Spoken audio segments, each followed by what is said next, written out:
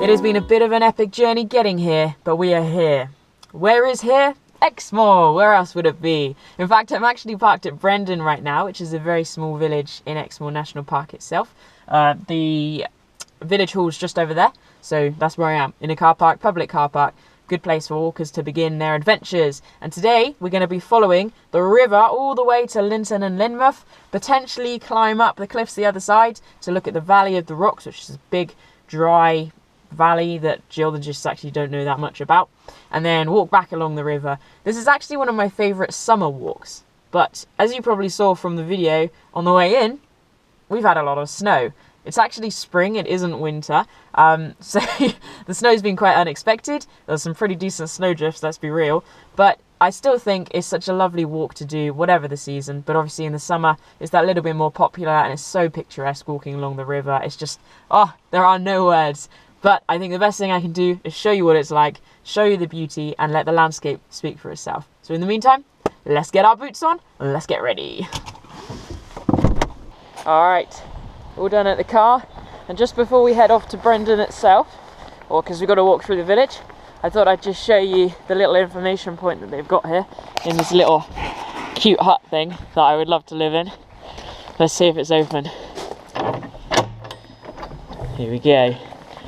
Look at it.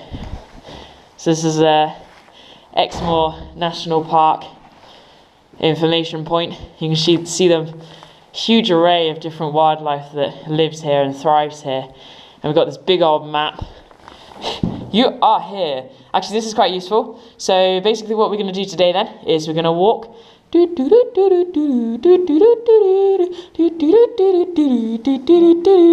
here. Is that copyright? I don't know. Anyway, we're going to walk all the way along the East Lyn River to here, to Lynton and Lynmouth. We possibly might even go even further up to the Valley of the Rocks. We'll see how we're doing for time. And then literally keeping it nice and simple, we're just going to come back the same way because it's just such a stunning route and it blows my mind every single time. So really excited to do that. The village hall is really easy to find and they ask for a small parking fee that helps to maintain the toilets and hall facilities. Whew, it's a wee bit chilly. You can see here, car's just there and the river is just here. So we've got to walk this way through Brendon and Rockford and cross over the river to the other side. Heading through the village, you pass the Stag Hunters Inn, a traditional inn with friendly staff and makes a great place to start and finish the walk.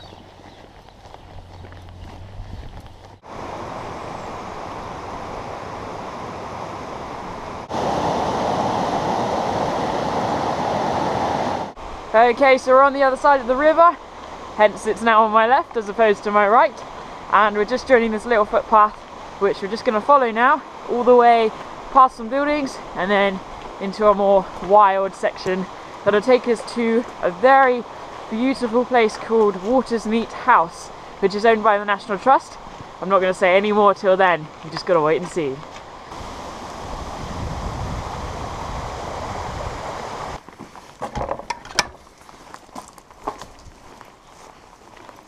So if you've never been to Exmoor but you have been to Dartmoor, you'll notice pretty much straight away the huge contrast in what the landscape's like. So Dartmoor is a very big open space that you can kind of just wander around very freely and, you know, hop up to a tour here, another one over here, and it's all very exciting. Exmoor's different in the fact that originally it's made up of all these different individual owners of the land who kind of came together. And now Exmoor National Park is made up of a real mixture of kind of open access land and then farm settlements. So what we've got here with all these little buildings is very typical of Exmoor, and the combes and the big rivers. There are stretches of open moor, but they are very different to Dartmoor. And actually that's one of the reasons why I love Exmoor. It's just such a safe place to visit, or it feels very safe. but at the same time you can sure feel like you're quite remote. I mean, it's got 34 miles of absolutely insanely mind-blowing coast, which is just really rugged and beautiful. And then you've got all the coastal villages along the way, like Lynton and Lynmouth that we're walking to today. And then of course, the rivers. I mean, look at this for a section of path. It's just insane.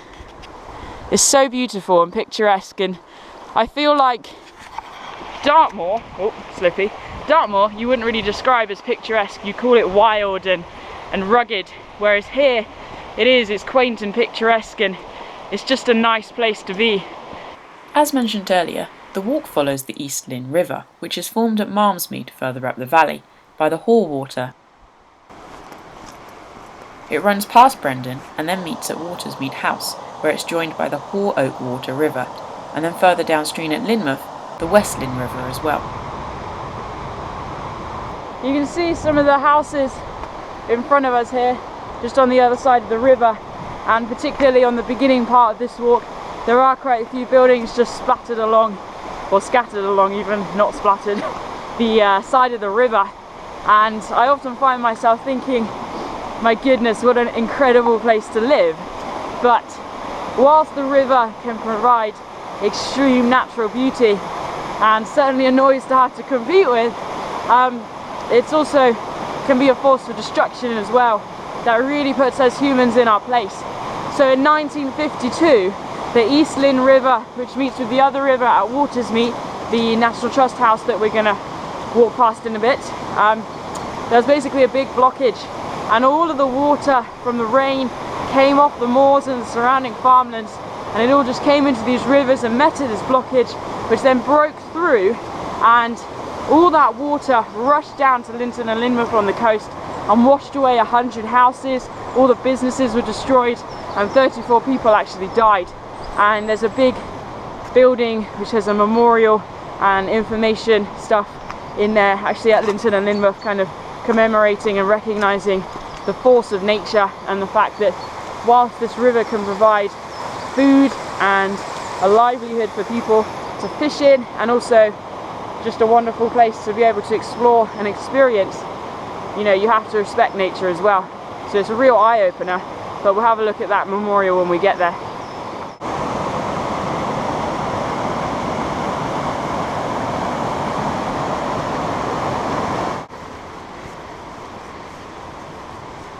So we can see with this stretch of path, the river's now down below me to my left, and I've obviously climbed up that little bit higher, and that really is the undulating nature of this path.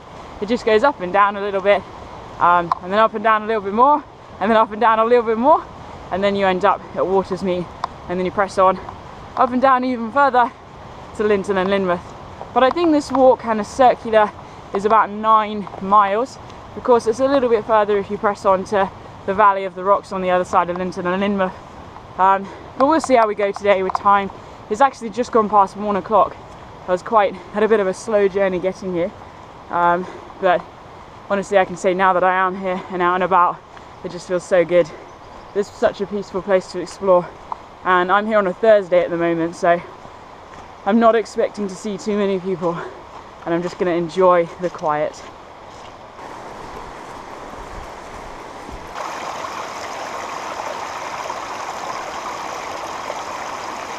We've got the gorse out here, the iconic yellow flowers, which flower twice a year, and of course the very spiky plant that you don't want to go walking into. I mean, look at it, spiky. So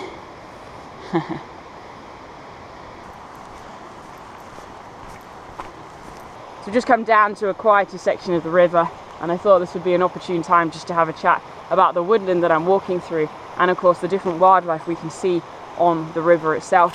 So the woodland all around me that we follow and walk through to Lynton and Lynmouth is actually ancient woodland. So it's made up of beech and birch, silver birch and oak trees, and we've got a few buds coming through now this March, and the light green, fluorescent almost green of the new leaves coming out is just really beautiful. But of course then in this forest on the floor we have shrubs, potential for bilberry. There's certainly a lot back there, and there's a few coming up. Just happens to not be any along the stretch.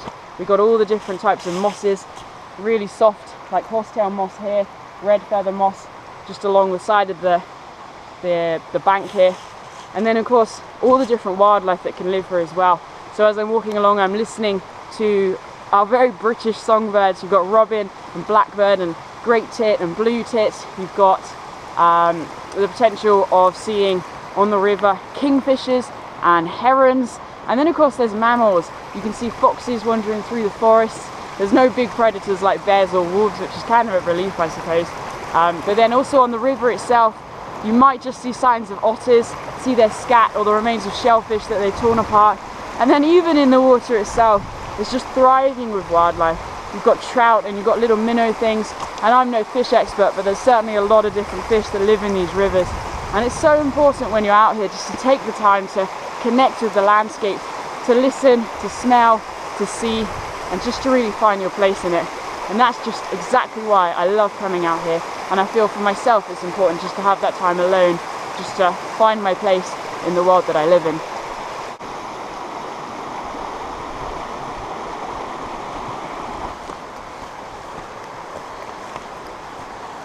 Just come down to one of the beaches, and I wanted to show you this pool. In fact, if I come up around here, there we go. You can see just how deep the corners actually get, where the water's just eroded away the riverbed along the bottom, and that's a good couple of meters deep, I'd say. I don't want to lose my balance.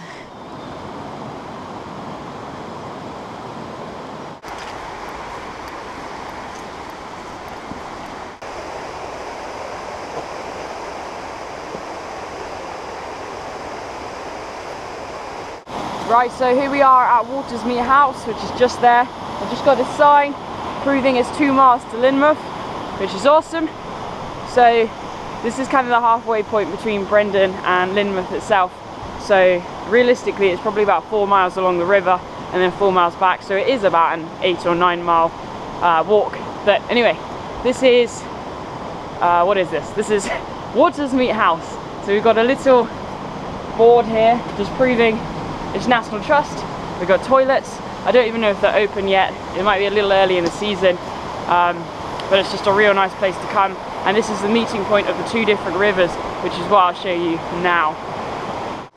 Watersmeet House was a former fishing lodge, but now has a tea room, a shop, and an information point. So we'll cross this bridge and go across the East Lyn River, which is what we've been following. There's a nice cave over there.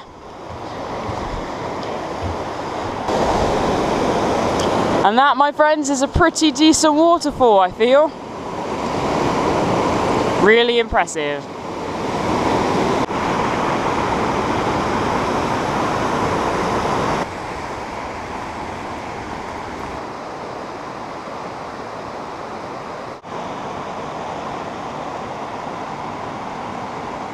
It is quite common for folks to park at Lynton and Lynmouth, just explore the coastal village and then walk up this footpath to Watersmeet, grab a cream tea and then walk back again.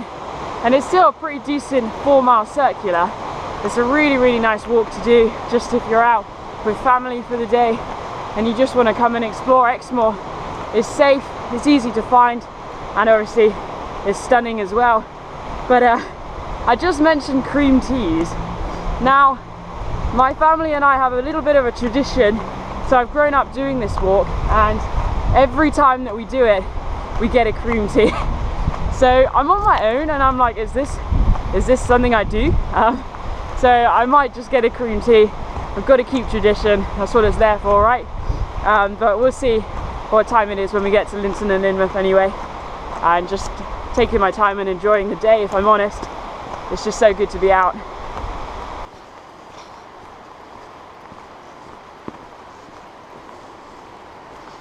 Whoever says money does not grow on trees clearly has not been here. This, my friend, is a money tree with money in the tree. But you do not take the money out. It's really a wish tree. People put their money into the tree and make a wish when they do it, and then they leave it and people come and like bless the wishes. And you can see there's been a few in recently. Some 10p coins. More 10p. Oh look, 20p. Someone's generous. I think that's the biggest amount we've got here. 20p.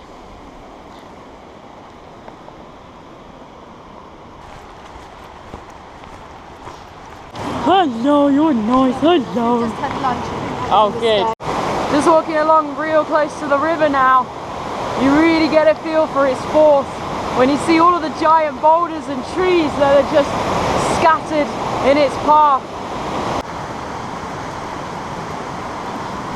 We have just hit concrete and I'm literally about 100 meters away from entering into Lynmouth, and I just want to give you a little heads up. Be prepared to have your mind blown, because when we hit the coast it's pretty spectacular. We have got the famous Lynton and Lynmouth Cliff Railway to check out, and we're going to look at some other historic buildings as well.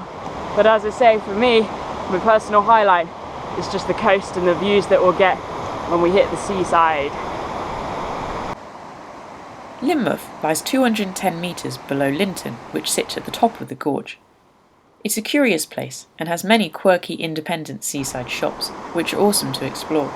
It also has many long distance trails either ending or passing through the village, such as the South West Coastal Path, the Two Moors Way, the Samaritan's Way southwest, and the Coleridge Way.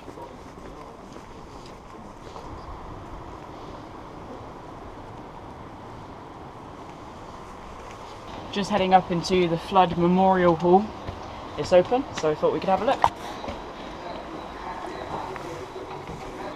Wow, look at that destruction. Lynmouth has been restored. Old houses have recovered their familiar charm. The scars of 1950 have whitened away. This part of Devonshire also has a meaning to millions who have never been here. And here we are beside the sea. You can see the tide's out, we've got some boats here, but the rugged cliffs are stretching out beyond, looking pretty spectacular over there.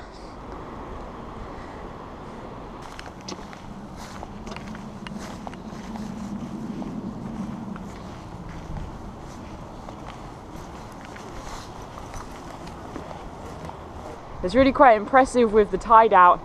I've just come to the edge of the harbour here, so I can really show you the cliffs, and that's a walk I'll have to take you on another day, because the southwest coastal path follows the undulating cliffs along the top, and then you can come down into Lynmouth, and it's pretty spectacular.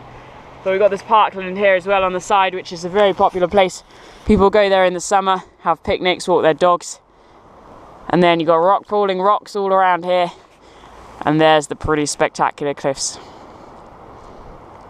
That there is the Lynton and Lynmouth Cliff Railway, built in 1890.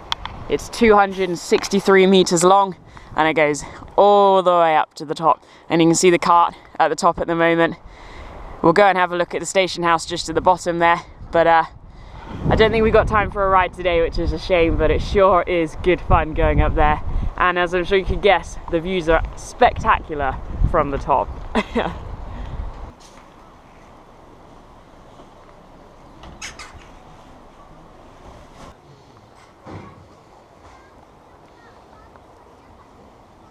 So that's pretty much it for Lynmouth. We've got the coast stretching on further along this way, and there's a footpath that takes you all the way up, and you can follow that all the way across to the Valley of the Rocks, but we're not going to do that today. I've decided we're going to save that for a different walk on a different day.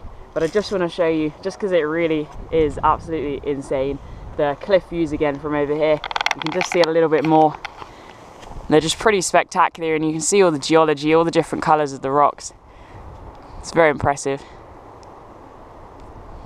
It's definitely worth checking out the National Park Centre, which is full of information about Exmoor itself. There's loads of maps, pictures of wildlife, and the staff are just filled with stories and knowledge of the area.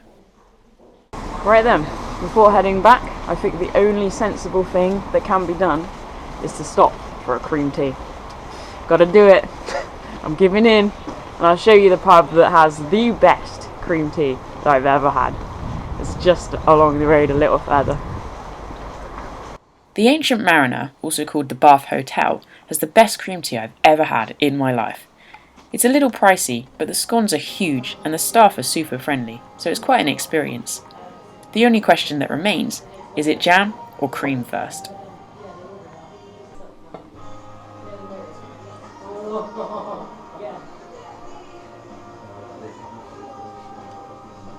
Right then, thoroughly full, and let's head back to the river, through the village, and then we're going to follow the river all the way back to Brendon. But what we might do this time is head back on the other side of the river and just get a different point of view.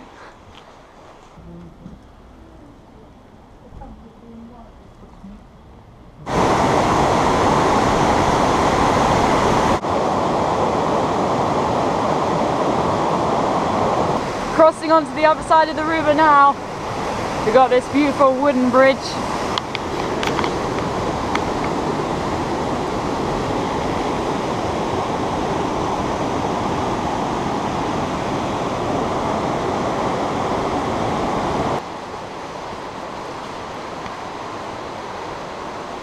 So I'm pretty excited to be on this side of the river. It is slightly different, does give you that altered point of view, and it's just nice to have a slightly different route heading back, to be honest. Still undulating, but actually there's something that has encouraged me to come on this side of the river. There's an object that has been cemented into the rock face, but that's all I'm going to say for now. I'll tell you more when we get there.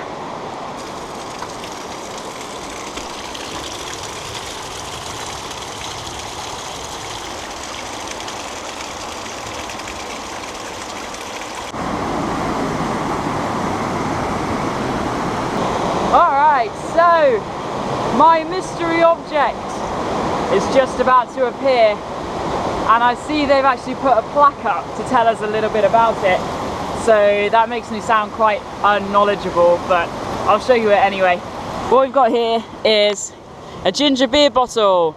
So basically, the river water from this point and further, both up and down the valley, was gathered, and it was used as mineral water to make ginger beer. But basically the flood 1952 destroyed the actual Lynrock Foundation building, which is where they collected and bottled the mineral water. And they've got this little sign here that showed that it opened in 1911, but the actual factory stopped producing ginger beer in 1939, but then it was destroyed in 1952 anyway. So you've got a little picture there, give you an idea of what it looked like. Basically this rock face here, and just a little bit further along, yeah, you can see there's actually bricks remaining from the factory, and we've got this bit here. You can't deny that this was a building at some point. So this was the site of the factory that has since been destroyed. But can you imagine walking to work every day along here? Not a bad commute.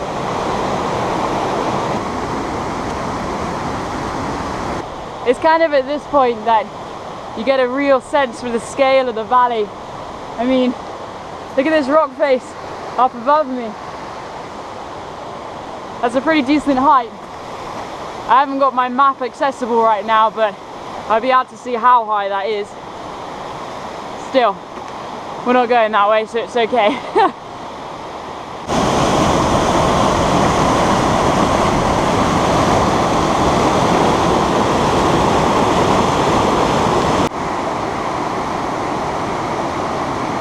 Here we are at Watersmeet then.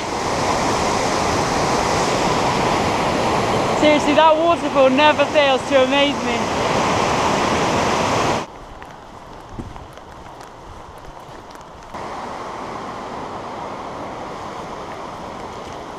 We're just on our final push now to Brendon.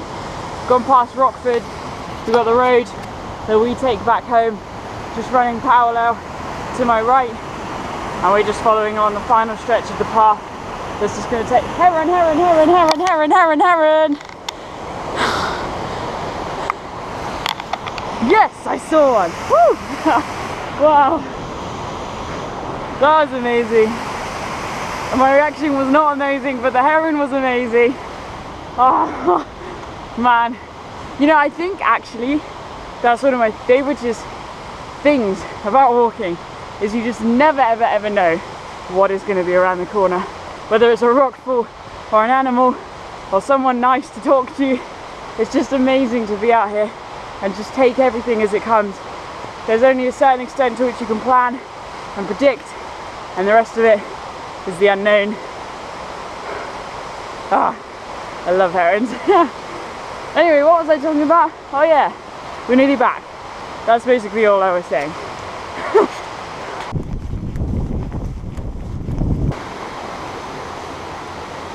So here we are back at Brendon.